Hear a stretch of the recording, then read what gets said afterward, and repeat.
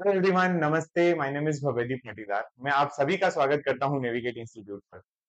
दोस्तों, आज मैं बहुत ही इंपॉर्टेंट वीडियो लेकर आया हूं आप लोगों के लिए, जहां पर हम बात करने वाले हैं मध्य प्रदेश में जो व्यापम का बोर्ड है, जिसको आप पीएसबी के नाम से जानते हैं, उसका सब इंजीनियर का 2025 का एग्जामिनेशन के रिगार्डिंग। अब हम यहाँ पर जो बात करेंगे वो कुछ पॉइंट्स पर बात करेंगे, जहां पर मैंने कोशिश की है कि आपके जितने भी एमपी का ये जो व्यापम सब इंजीनियर का या पीएबी का जो सब इंजीनियर का एग्जामिनेशन होता है, उसके रिगार्डिंग जो आपके क्वेश्चंस हैं, उन क्वेश्चंस को या आपकी क्वेरीज जो है उनका मैं यहाँ आंसर कर दूं। बेसिक इंफॉर्मेटिव चीजों के साथ साथ आपको मैं इसको एक तरीके से गाइड करने वाला हूँ, एक तरीके से डायरेक्शन देने वाला हूँ कि इसमें क्या आप में इनपुट्स लगा सकते हैं और आपकी डायरेक्शन टुवर्ड्स एग्जामिनेशन क्या होना चाहिए। उनके लिए मैंने कुछ पॉइंट मेंशन किए हैं, जहां पर हम बात करेंगे आज इस वीडियो में। सबसे पहले कि सर, सबसे पहली प्रॉब्लम ये है कि एग्जाम डेट कब है, एग्जाम कब है। एग्जाम का पता होता है तो हम प्रिपरेशन के बारे में सोचने लगते हैं। ये एक ह्यूमन टेंडेंसी है, इसमें आपकी कोई मेन इशू वाली बात नहीं है। दूसरी बात यहाँ पे बात करेंगे कि सर ठीक है, एग्जामिनेशन का पता चल गया, आप उससे ज्यादा सेकंड मोस्ट फेवरेट क्वेश्चन क्या होता है स्टूडेंट्स का, वैकेंसीज के बारे में बताइए। वैकेंसी कितनी है, ठीक है, वो भी देखेंगे। फिर एग्जाम का पैटर्न क्या है, एग्जाम पैटर्न में मतलब हम एग्जाम के बारे में पूरी बातें करेंगे, उसके पैटर्न के बारे में भी बातें करेंगे, और फिर एट दी एंड हम बात करेंगे कि इस एग्जामिनेशन को हम कैसे टारगेट करें, इसको हम लोग किस तरीके से प्रिपेयर करें कि हम अपने लक्ष्य तक या हमारा जो गोल है उस तक पहुंच सकें। तो चलिए स्टार्ट करते हैं। सबसे पहले जब हम एग्जाम डेट की बात करते हैं तो मैं आपको एक चीज बता दूं कि मैं इसमें पूरा ऑथेंटिक डेटा ही लेकर आया हूं। हम लोगों को जो बोर्ड बताता है, यानी कि जो आपका पीईबी है, वो जो हमें बताएगा उसी को हम यहाँ एक्सप्लेन कर रहे हैं, क्योंकि हम मन से कुछ नहीं बोल रहे। मैं आपको ये नहीं कह रहा हूँ कि नेक्स्ट मंथ आपका एग्जामिनेशन है या ऐसा कुछ भी नहीं। जो पीईबी ने हमें कैलेंडर इशू किया है, उसी कैलेंडर को हम लोग रेफरेंस मानकर यहाँ पर अपनी प्रिपरेशन भी करेंगे और उसी को हम लोग सही मानकर आगे चलेंगे भी। तो सबसे पहला आपका, जब हम कैलेंडर की बात करते हैं तो ये आप कैलेंडर देख पा रहे हैं, शायद आपको बहुत ज्यादा क्लियरली विजिबल नहीं होगा। मैंने बीच का मटेरियल इसलिए नहीं हटाया ताकि आपको ये ध्यान रहे या आपको ऐसा ना लगे कि मैंने जो ये कैलेंडर अपने मन से बनाया है। ये कैलेंडर एक्चुअल में पीईबी का ऑथेंटिक कैलेंडर है। जब हम बात करते हैं इस कैलेंडर के बारे में तो यहाँ क्लियर आपको मेंशन करके देती है पीएबी कि ये परीक्षा कार्यक्रम है 2025 का। जितनी भी आपकी भर्ती परीक्षाएं हैं, रिक्रूटमेंट की जो आपकी एग्जामिनेशन है, उसका कैलेंडर दिया हुआ है और उसमें हम लोग जो है स्पेशली सब इंजीनियर की जो है 2025 की एग्जामिनेशन के लिए टारगेट कर रहे हैं। तो आपके लिए ये वीडियो में आप देखें कि 13th नंबर जो आपका सेक्शन है, 13th नंबर पे समूह 3 उपयंत्री, यानी कि आपकी जो एग्जाम होती है, कि जो सब इंजीनियर की एग्जाम होती है, वो ग्रुप 2 3 के अंतर्गत होती है। किसके अंतर्गत होती है? ग्रुप 3 की। और उपयंत्री का मतलब होता है सब इंजीनियर। ठीक है, तो आपके लिए ये जो यहाँ पर न्यूज लिखी हुई है, जहां पर आपको 13th नंबर पे समूह 3 उपयंत्री लिखा है, तो यहाँ पर एग्जाम की जो माह दिया हुआ है वो दिखाई देगा, और वो है नवंबर। नवंबर 2025, नवंबर 2025 में एग्जाम कंडक्ट होने वाली है। उसके बाद कुछ अपने बेसिक चीजें दी हुई है कि सितंबर के समथिंग आपको इसका नोटिफिकेशन भी देखने को मिलेगा। अनुमानित पद की संख्या जो यहाँ पर आप देख पा रहे हैं अभी लिखी हुई है 150। मैं आपको अभी तो कह रहा हूं 150, लेकिन ये मान के चलिए कि ये एग्जाम के आते आते या फिर आपके फॉर्म के फिलिंग होने के पहले ये डेट, ये जो नंबर है, डेटा जो है आपका, ये इंक्रीज हो जाएगा। ठीक है, अनुमानित पद की संख्या इतनी दी है, अर्थात लगभग इतने तो पद फाइनल है, लेकिन इनको और बढ़ाकर आपको मिलेंगे। अब उसके बाद ये जो आपकी एग्जाम है, इसका रिजल्ट जारी करने की भी उन्होंने डेट दी है और कहा है कि लगभग जनवरी 2026 में हम आपको इस एग्जाम का रिजल्ट भी दे देंगे। अगर मैं ओवरऑल बात करूं तो आज की डेट से, जब से आप ये वीडियो देख रहे हैं, आपके पास एक साल भी नहीं बचा है और आप अपने टैग के आगे सब इंजीनियर जोड़ सकते हैं, अपने नाम के आगे सब इंजीनियर के टैग लगा सकते हैं। ठीक है, तो अगर चाहते हैं आप प्रिपरेशन करना है तो आप इस वीडियो को और कंटिन्यू करिए। मैं इसमें कुछ चीजें आपको एडिशनली और बताता हूं कि हमें किस डायरेक्शन में बढ़ना चाहिए। जब बात करते हैं हम लोग एग्जाम डेट की, तो मैंने आपको एग्जामिनेशन की डेट बता दी, नवंबर 25। और वैकेंसी की बात करते हैं तो मैंने लीस्ट जो वैकेंसी है 150 जो आना है, उनके बारे में बात की है। बढ़ेंगी तो और आपको अपडेट कर दिया जाएगा। फिर अब हमारे लिए जो है कि ये सर, इसका कुछ क्राइटेरिया भी बताइए अबाउट एग्जाम, जो आप बोल रहे हैं कि क्या है। तो देखो, मेन बात होती है क्राइटेरिया की। क्राइटेरिया यहाँ ये है कि आपने आइदर डिप्लोमा किया हुआ हो उस ट्रेड में, या फिर आपकी इंजीनियरिंग की आपकी डिग्री हो। ये दो आपकी क्वालिफिकेशन के लिए एसेंशियल क्वालिफिकेशन है अबाउट योर एजुकेशन।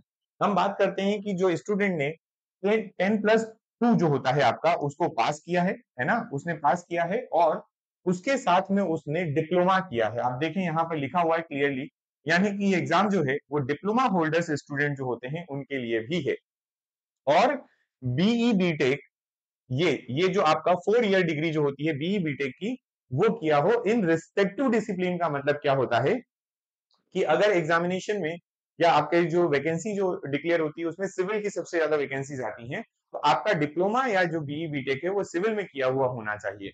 ये रिस्पेक्टिव का मतलब होता है। एंड अंडर किससे, आपने गवर्नमेंट रिकॉग्नाइज्ड यूनिवर्सिटी या इंस्टीट्यूशन से किया है, अर्थात आपका जो कॉलेज है वो लीगल कॉलेज होना चाहिए। जो अक्सर हम लोग जिससे पढ़ते हैं वो वैलिड कॉलेज होता है, उनको परमिशन मिली होती है, गवर्नमेंट का होता है, कोई बड़ी बात नहीं।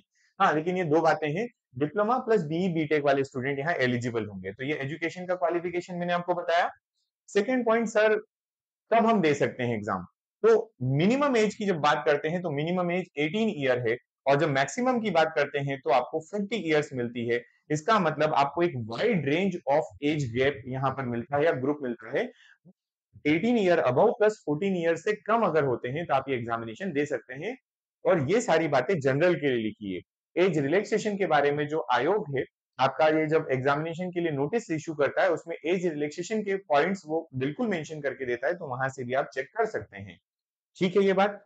अब ये एग्जाम के बारे में जब बात हो रही है तो हम लोग एग्जाम का पैटर्न भी समझे। एग्जाम का पैटर्न बड़ा आसान सा है।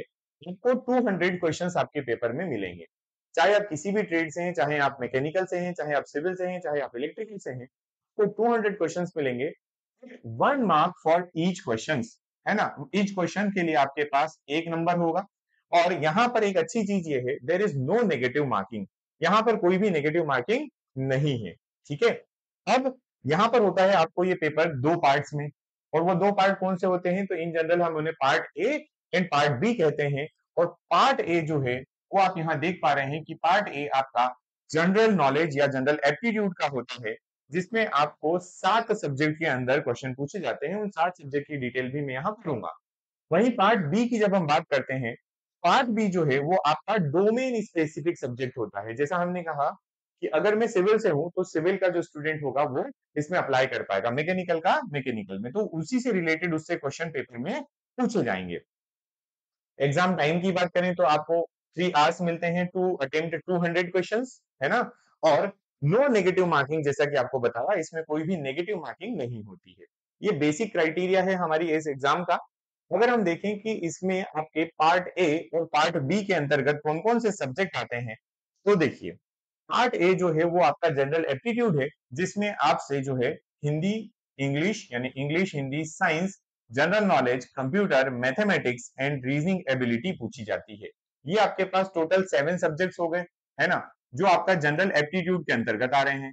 और फिर आपका एक होता है जिसको आप कहते हैं स्पेसिफिक डोमेन, यानी कि आपका ग्रेजुएशन या डिप्लोमा के दौरान जो आपका सब्जेक्ट रहा वो।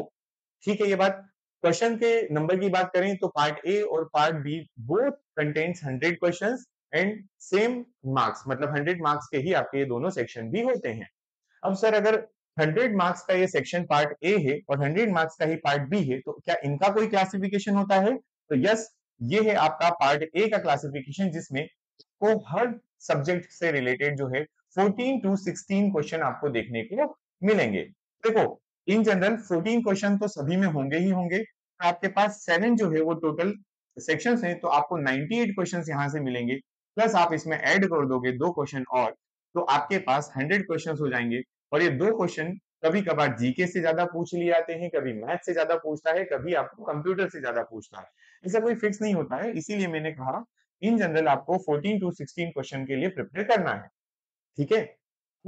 ये जो है आपका ये नॉन टेक्निकल वाला पोर्शन हुआ, मतलब कि आपको ये आपका पहला वाला पार्ट ए मैंने बताया है।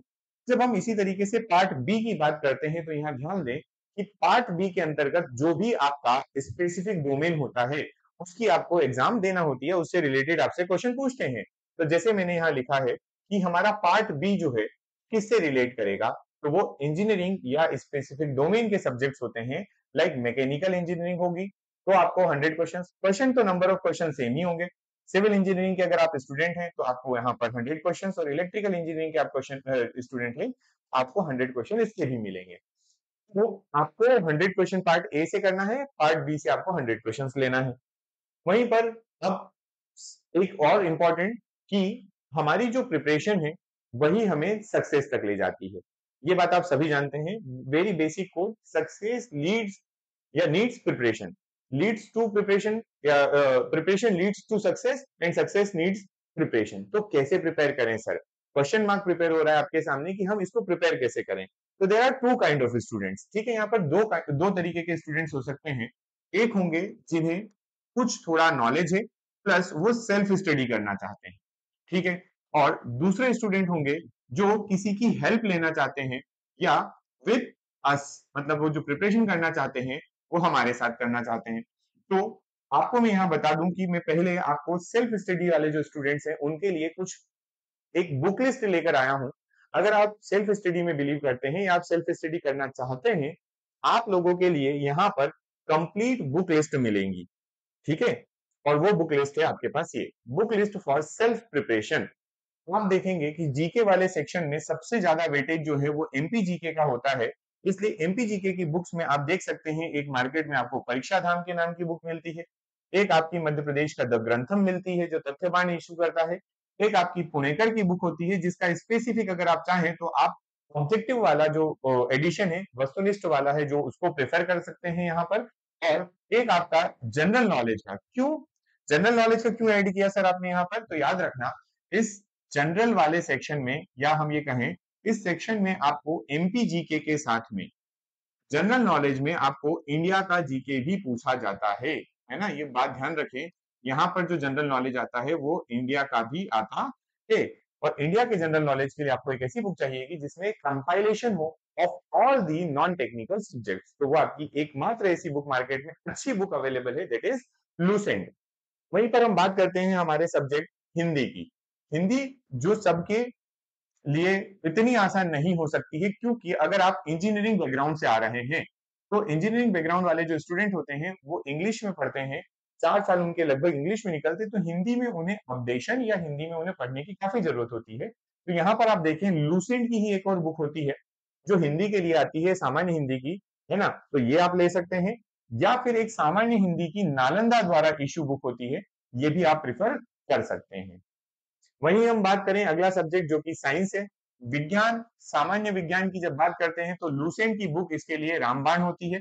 अगर आपने कंप्लीट लूसेंट कर लिया है तो ये समझ लीजिए कि 14 में से लगभग 12 से 13 क्वेश्चन जो है वो आप पेपर में अटेम्प्ट कर कर आएंगे ही आएंगे। वहीं अगर हम बात करें साइंस की कोई और बुक हो क्या सर, तो यस, दृष्टि पब्लिकेशन की जो बुक है वो भी आती है। अगर आप बेसिक साइंस या सामान्य हिंदी, सामान्य विज्ञान सॉरी, जिस सब्जेक्ट से आप रिलेट करते हैं, आप जिस मीडियम से आप हैं वहां पे ये प्रेफर कर सकते हैं, ठीक है। चलिए, उसके बाद अगला सब्जेक्ट है हमारा कंप्यूटर। आसान सा computer, selected questions, selected topic, ये कंप्यूटर की विशेषता है। अगर आप ईमानदारी से देखेंगे तो कुछ ही ऐसे टॉपिक होते हैं जिनसे बार बार रिपीटेटिवली हमारा ईएसबी हमसे क्वेश्चन पूछता है। को परीक्षा मंथन नाम की एक बुक मार्केट में मिलेगी जो कंप्यूटर के लिए होती है। और एक आप ले सकते हैं अगेन लूसेंट, जो कि कंप्यूटर के लिए कंप्लीट आपको कोर्स प्रोवाइड करेगी, ठीक है। ये पतली सी बुक होती है लूसेंट की, बहुत ज्यादा बड़ी नहीं होती। इवन दोनों बुक जो है इसमें आपको छोटी सी बुक देखने को मिलेगी जो आपको कंप्लीट आपका इस एग्जामिनेशन के लिए जो कंप्यूटर इंपॉर्टेंट है वो दे देगी। नेक्स्ट हम बात करते हैं हमारी मैथ्स के लिए। इंजीनियरिंग स्टूडेंट्स का मैं ये मान के चलता हूँ कि मैथमेटिक्स या जनरल एप्टीट्यूड वाला पार्ट जो है उसमें ये थोड़ा सा ठीक होगा, जिसमें आपको क्वांटिटेटिव एप्टीट्यूड के लिए बात करें अगर हम लोग, आप ले सकते हैं एस चरण पब्लिकेशन की, या फिर आर एस अग्रवाल जो इसके नाम से बहुत फेमस है। आर एस अग्रवाल की जो बुक है आप जानते होंगे एप्टीट्यूड के लिए वो बहुत फेमस होती है, वो आप प्रेफर कर सकते हैं। या फिर शार्प पब्लिकेशन की बुक आती है उसको भी आप ले सकते हैं, ठीक है। ये बात तो आपके लिए मैथ्स की भी मैंने बुक बता दी। रीजनिंग की भी बात कर लेते हैं, तो रीजनिंग की बुक की अगर आप देखें, अगेन आपके पास यहाँ पर जो है एक अरिहंत की बुक आती है। किसकी आती है? अरिहंत की। अरिहंत की प्रेफर कर सकते हैं, इधर आप चले जाइए किस पर, लूसेंट पर। तो ये आपकी बुक लिस्ट है। अगर आप लोग चाहते हैं कि सेल्फ प्रिपरेशन करें, जैसे इंग्लिश की बात करते हैं तो इंग्लिश के लिए भी लूसेंट आती है, और इंग्लिश के लिए अगर आप चाहें तो केडी पब्लिकेशन की भी आपकी एक कंप्लीट कोर्स वाली बुक आती है। आप देखेंगे कि आपको इन सारे सब्जेक्ट, चाहे वो हिंदी हो, चाहे वो इंग्लिश हो, चाहे वो मैथमेटिक्स हो, चाहे वो कंप्यूटर हो, चाहे वो रीजनिंग हो, चाहे वो आप साइंस हो जाता है, कितने हो गए, 3 और 3 से, और एक आपका हो जाता है जीके। इन इन सभी बुक्स में केवल कंप्यूटर को अगर आप छोड़ दें, इवन कंप्यूटर भी नहीं, सभी सब्जेक्ट्स में आपको एक बुक थोड़ी कॉमन मिल रही है और वो आपकी लूसेंट वाली है। कोई फर्क नहीं पड़ता, लूसेंट में काफी अच्छा कंटेंट लिखा है और इसी के तरीके से यहाँ भी कंटेंट मिलेगा, तो आप किसी से भी इसको प्रेफर कर सकते हैं। ये सारी बात हुई जो अब सेल्फ स्टडी वाले स्टूडेंट्स हैं। लेकिन कुछ स्टूडेंट होंगे कि जो बिल्कुल नए हैं, फ्रेश हैं, या जिनका पढ़ा हुआ थोड़ा पुराना हो गया, जो अपडेट करना चाहते हैं और जो चाहते हैं कि हमें कुछ चीजें रेडीमेड मिल जाए ताकि हमें इतनी ज्यादा मेहनत और 2-2 3-3 बुक का रिसर्च नहीं करना पड़े। तो मैं उन लोगों के लिए कहना चाहता हूं कि you can prepare with us. यहाँ पर आपकी जैसी श्रद्धा भक्ति, राइट, है ना, आप कैसे हमें हम तक पहुंच सकते हैं, तो आप हमारे तक पहुंचने के लिए आपके पास कई सारे साधन है। आप हमारे लिए एप्लीकेशन पर चले जाइए, एप्लीकेशन पर आपको डेमो अवेलेबल होंगे। आप यूट्यूब पर चले जाकर नेविगेट का चैनल देख रहे हैं, जहां पर वहां पर भी आपको ये जो है डेमोज अवेलेबल है। हमारे वीडियोस जो डेमो के फॉर्म में अवेलेबल है उनको देखिए और हमारे साथ जुड़ सकते हैं। जुड़ने के लिए आपको क्या करना पड़ेगा, तो आपको नेविगेट प्राइम की एप्लीकेशन डाउनलोड करना होगी। गूगल प्ले स्टोर पर आप जाइए, वहां पर आपको नेविगेट प्राइम की एप्लीकेशन मिलेगी, वहां से आप हमसे कनेक्ट हो सकते हैं। ठीक है, तो हम लोग कैसे पढ़ रहे हैं या हम कैसे पढ़ा रहे हैं, तो मैं बताता हूं आपको। हमारे कोर्स का एक छोटा ओवरव्यू, जैसे आप यहाँ देख पा रहे हैं, ये लिखा है एमपीईएसबी हमारा कोर्स है, सब इंजीनियर नॉन टेक्निकल पार्ट। ठीक है, यहाँ पर नॉन टेक्निकल पार्ट की हम बात करें, इंडिविजुअल नॉन टेक्निकल पार्ट भी आपको मिल जाएगा।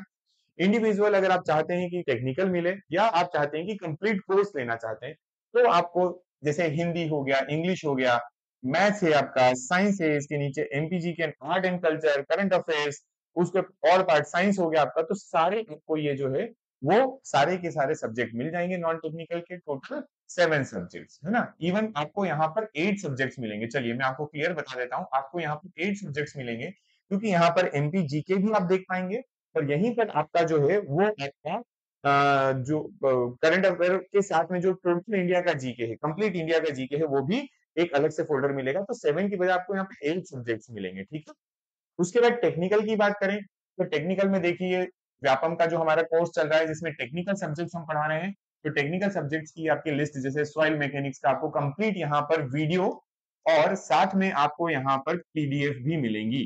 डेली क्लास के साथ में आपको उस क्लास की पीडीएफ भी मिलती है।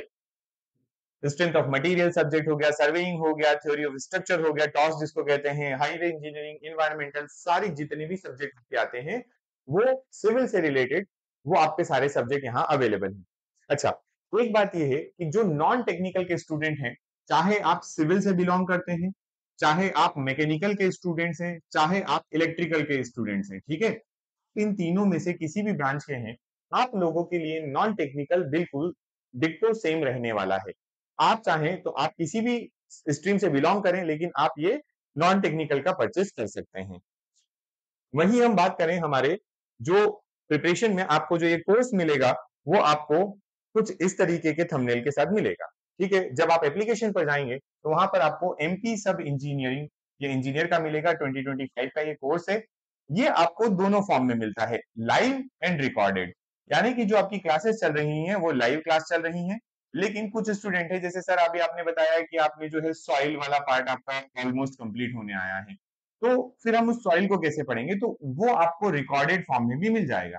मतलब जैसे जो डेली क्लास होती है आपकी, क्लास जो होती है वो लाइव होती है। क्लास क्या होती है, लाइव। अगर आप आपके शेड्यूल के अकॉर्डिंग क्लास लाइव ले सकते हैं, वेल एंड गुड। लेकिन अगर आप वर्किंग हैं, आप कहीं और पार्ट टाइम जॉब करते हैं और आपको उतना टाइम नहीं मिल पाता है, या आप फुल टाइम जॉब में हो और आप इसकी प्रिपरेशन करना चाह रहे हैं, तो आपको यही कंटेंट जो हम पढ़ा रहे हैं, जो लाइव क्लास में चलता है, वही आपको उसके बाद रिकॉर्डेड फॉर्म में भी मिल जाएगा। लाइव क्लास खत्म होने के within 30 minutes to 45 minutes आपको वो रिकॉर्डिंग में फॉर्म में, रिकॉर्डेड फॉर्म में भी मिल जाता है। प्लस मैंने अभी आपको बताया कि आपको इसकी पीडीएफ भी अवेलेबल करवाई जाती है विद वीडियो लेक्चर्स। यहाँ पर आपको कंप्लीट कोर्स मिलता है, जिसमें आपको कोर्स में हम लोग टेक्निकल और नॉन टेक्निकल का कंप्लीट कोर्स पढ़ा रहे हैं। अगर आपको इसके अलावा कोई क्वेरी है, आप हमसे इस दिए गए नंबर पे कॉल कर सकते हैं, या फिर आप हमारे इंस्टीट्यूट को ऑफलाइन विजिट भी कर सकते हैं, जहां पर आपको क्लासरूम दिखाई देगा, जहां पर आपको हमारे टीचर से मिलने का मौका मिल सकता है, या फिर आप चाहें तो 1-to-1 भी कर सकते हैं अबाउट योर क्वेरीज, राइट। अगर हम बात करें कि ये जो आपका कोर्स है, ये क्या केवल सर कंप्लीट कोर्स ही मिलेगा, क्या इसको नॉन टेक्निकल अलग नहीं ले सकते, तो यस, आप नॉन टेक्निकल को अलग ले सकते हैं। तो नॉन टेक्निकल का जो अलग सेक्शन बनाया हुआ है वो आपको कुछ इस तरीके से दिखाई देगा। ये कि पार्ट ए का आपका कोर्स है, आप देखेंगे कि एमपी आपका जो है एमपी ईएसबी 2025 लिखा रहेगा। सब इंजीनियर के अंदर आपको ये नॉन टेक्निकल जो है अलग से मिल जाएगा।